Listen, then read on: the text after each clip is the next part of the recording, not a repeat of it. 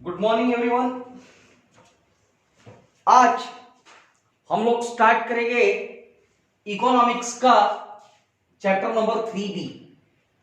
ख्याल है we have to start with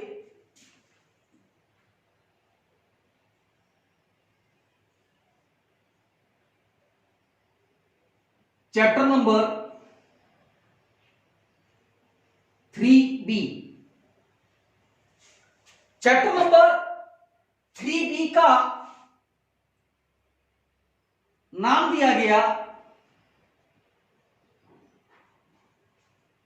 elasticity of demand.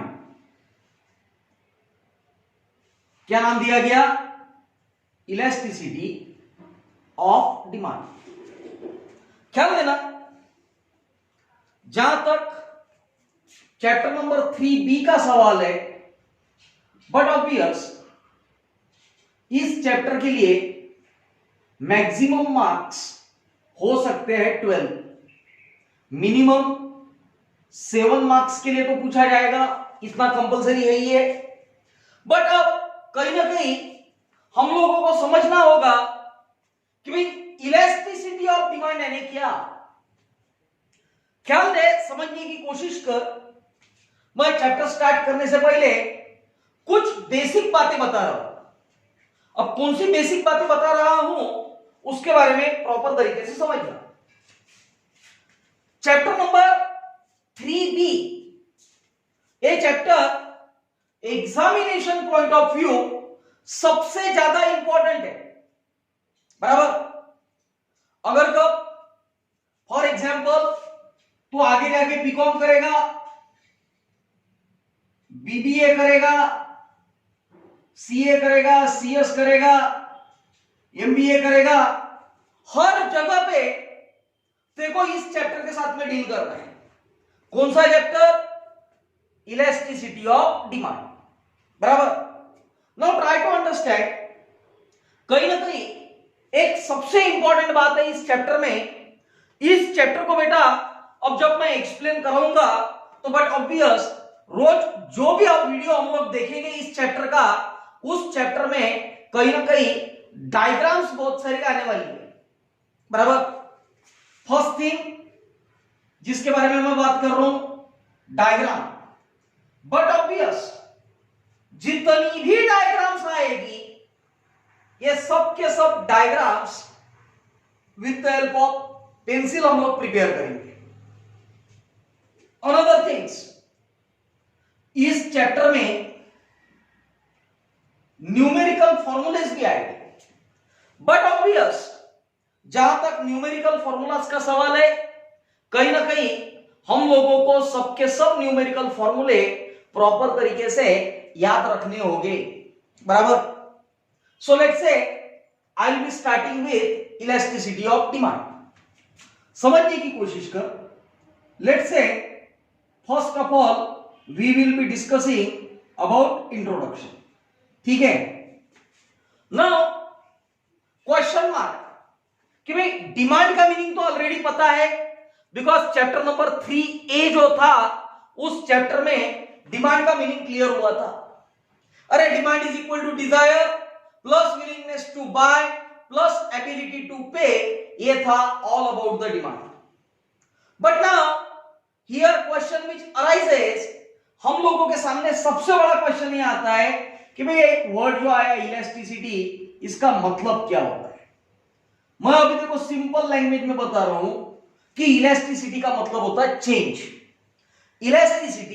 Elasticity का मतलब क्या होता है? चेंज, बराबर। अब इंट्रोडक्शन स्टार्ट करेंगे, बट ऑब्वियस इंट्रोडक्शन में 3-4 अलग अलग सेंटेंसेस क्रिएट करना है, समझ लो। सबसे पहली बात, the law of demand explains an inverse relationship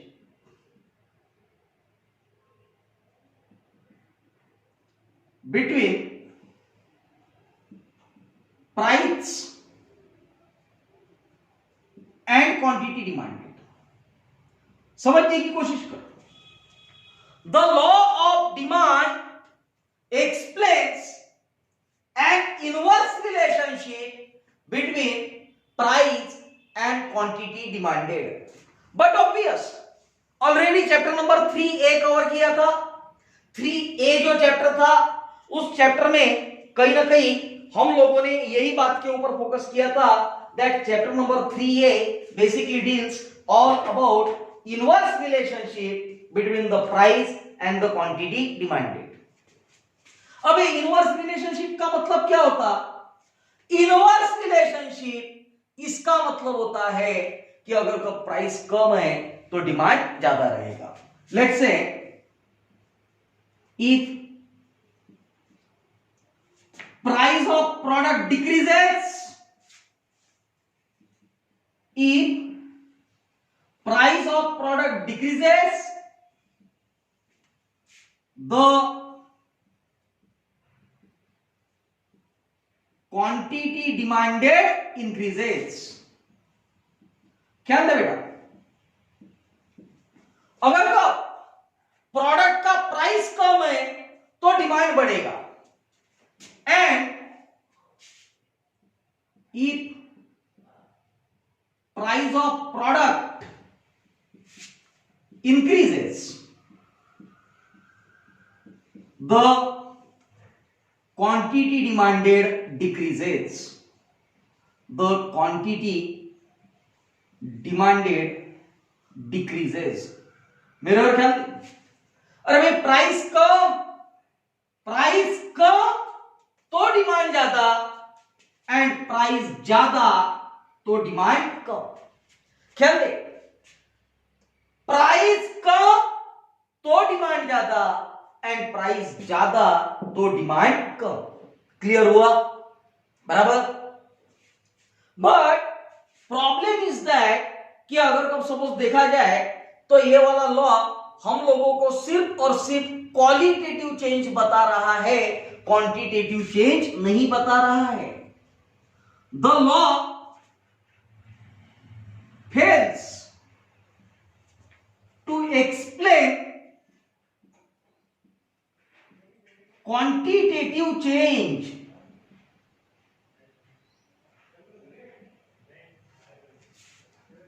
the law fails to explain the quantitative change।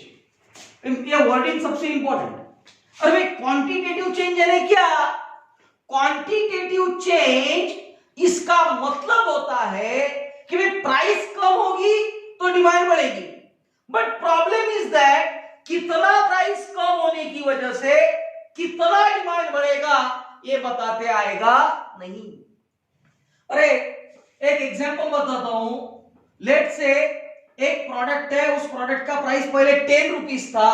जब प्रोडक्ट का प्राइस 10 रुपीज था तो बट ऑब्वियस उसका क्वांटिटी डिमांडेड जो था, that quantity demanded was 100 units. भाई जब 10 रुपए का प्रोडक्ट था तो लोग उसका 100 यूनिट खरीदते थे, बराबर। बट फॉर एग्जांपल आज उस प्रोडक्ट का प्राइस 9 रुपीज हो गया, बट ऑब्वियस प्राइस कम, तो लेट से लोगों का डिमांड बढ़ गया, बराबर। But problem is that price 1 rupees से कम होगी, प्राइस 1 रुपए से कम हो रही है, इस वजह से मैं कह रहा हूं कि 10 यूनिट का डिमांड बढ़ेगा, बराबर। अब ये तो ठीक है, ये फिगर्स मैंने लिया, बट लॉ में कहीं बताया गया क्या कि प्राइस अगर को 5% कम होंगी, 10% कम होंगी तो क्वांटिटी इतना इतना परसेंट कम होगा? नहीं, बराबर। यही बेसिक प्रॉब्लम है कि जो लॉ ऑफ डिमांड है, ये law of demand fail to explain the quantitative change. Law of demand हम लोगों को क्वांटिटेटिव चेंज बता नहीं पाया, एंड अल्टीमेटली हम लोगों की रिस्पॉन्सिबिलिटी है कि ये जो क्वांटिटेटिव चेंज है, ये क्वांटिटेटिव चेंज हम लोगों को ढूंढ के निकालना है। मेरा कहना समझ, ये जो कोई भी क्वांटिटेटिव चेंज है, उस क्वांटिटेटिव चेंज को हम लोगों को ढूंढ के निकालना है। एंड बट ऑब्वियस, एक क्वांटिटेटिव चेंज ढूंढ के निकालना, that is one of the most important problem. बराबर, ये क्वांटिटेटिव चेंज ढूंढ के निकालना कि भाई प्राइस कितने परसेंट से कम होगी तो कितने परसेंट से डिमांड बढ़ेगी, और प्राइस अगर कब कितने परसेंट से बढ़ती है तो डिमांड कितने परसेंट से कम होगी, ये परसेंटेज ढूंढ के निकालना, ये परसेंटेज ढूंढ के निकालना, that is called as the elasticity of demand, that is called as the elasticity of demand. बराबर, फॉर एग्जांपल यहां पे मैं एक छोटा सा डेफिनेशन भी बता सकता हूं, इस तरह से हो सकता है, the concept of elasticity of demand, ख्याल दे, the concept of elasticity of demand measures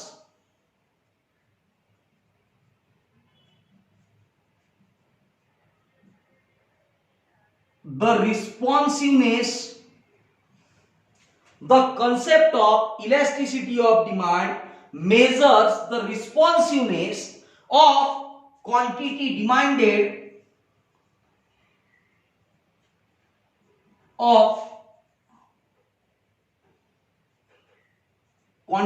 demanded to change in price, of quantity demanded to change in price। क्या लेना, क्या डेफिनेशन लिखा बेटा, the concept of elasticity of demand, the concept of elasticity of demand measures the responsiveness of quantity demanded to change in price.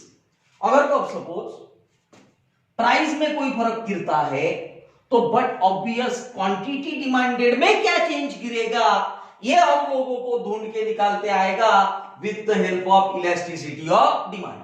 बराबर, mark my word, chapter number 3B नाम दिया गया elasticity of demand. Clear, ये जो chapter है, this chapter is one of the most important chapter from the point of view of the examination. अगर examination point of view में बात करता हूं तो mark my word, this chapter is one of the most important chapter, because कहीं ना कहीं इस चैप्टर में आप लोगों को थोड़ा बहुत न्यूमेरिकल्स के साथ में डील करना है, मैथमेटिक्स के साथ में डील करना है। बेसिक वर्ड अगर कब कहा जाए तो उसको मैं कह सकता हूं that we have to deal with quantitative changes. अरे कौन से चेंजेस ढूंढ के निकालने हैं, क्वांटिटेटिव चेंजेस। क्लियर हो गया, and but obvious quantitative changes ढूंढ के निकालना that is one of the most important area of economics. बराबर, चल ख्याल दे, सबसे पहले but obvious we are started with chapter number 3B।